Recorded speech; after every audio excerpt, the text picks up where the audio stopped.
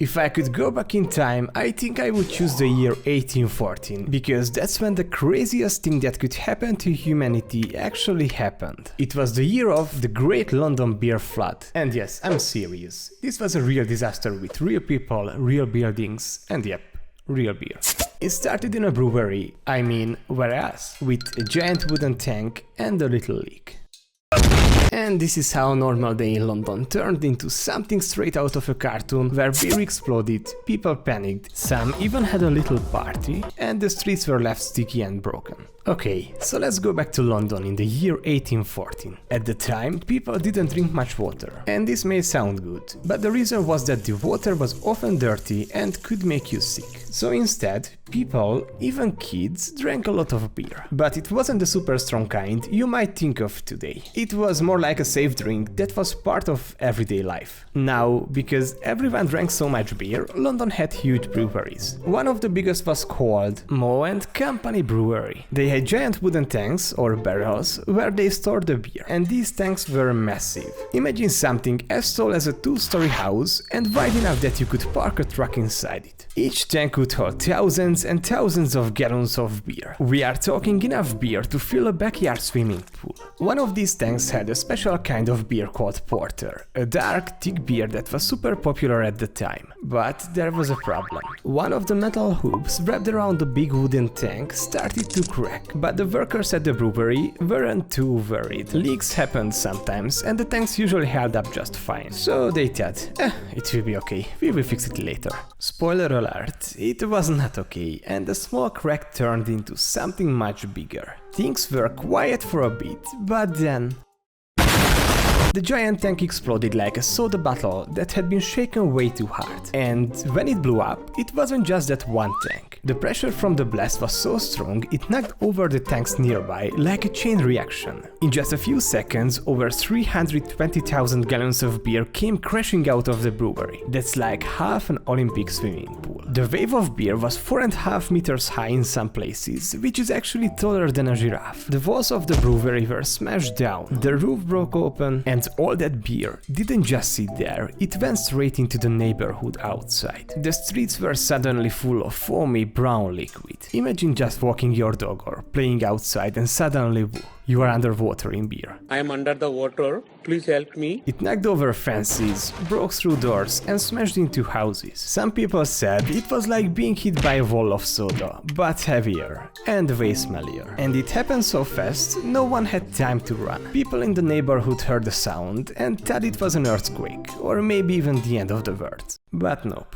it was beer. Everyone was screaming, running, sleeping and splashing. Some were trapped in their houses, some tried to climb onto furniture or jump out of the windows to get away. The neighborhood that got hit the hardest was called St. Giles. Unluckily, it was one of the poorest areas in London. A lot of houses were small and made from cheap materials. So when the beer smashed into them, the walls just collapsed like cardboard. And the weird thing is that some people, after the first shock wore off, actually thought this was a fucking party. They came outside with buckets and pots and mugs, and they scooped the beer right off the ground. Some even dipped their clothes or their heads in it and tried to drink it. A few folks were laughing, splashing each other and saying things like, "Best day ever." But it didn't stay funny for long. The beer didn't just make a mess, it caused real damage. Some people got hurt by falling bricks and woods, and others drowned in the beer. In total, 8 people died. So yeah, this story has funny parts, but it was also a real disaster. But what happened after that? After the wave of beer finally stopped rushing through the streets, people were left standing in a big sticky mess. The whole neighborhood smelled like a giant bar. Beer soaked into the walls, the floors, and even the clothes people were wearing. It was everywhere. Even the local pub was damaged, and yes, even the bar ran out of beer that day. The next day, huge crowds came to look at the damage. Some people just wanted to see it with their own eyes. Meanwhile, others were hoping to get a little free beer that was still laying around. There were even reports of people selling beer splashed wood as souvenirs. But soon, the sadness really started to set in.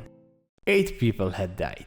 Many others lost their homes or their belongings. Families had to clean up, rebuild and try to move on. So who was responsible for all of this? Was it the brewery's fault? Shouldn't those giant wooden tanks have been stronger? Shouldn't someone have fixed the leak? The owners of the brewery were brought to court. But guess what? The court said it was just an accident. No one had to pay a fine, no one went to jail, and in fact, the company even got some money back from the government because of the damage. That made a lot of people angry. But the good news is, this disaster changed things. Breweries started using stronger materials, like iron and metal, instead of big wooden tanks. Safety rules at least got better, and people started paying more attention to signs of danger, like small cracks or leaks that could lead to something bigger. So now you might be wondering, could something like the Great London Beer Flood happen again? The answer is no.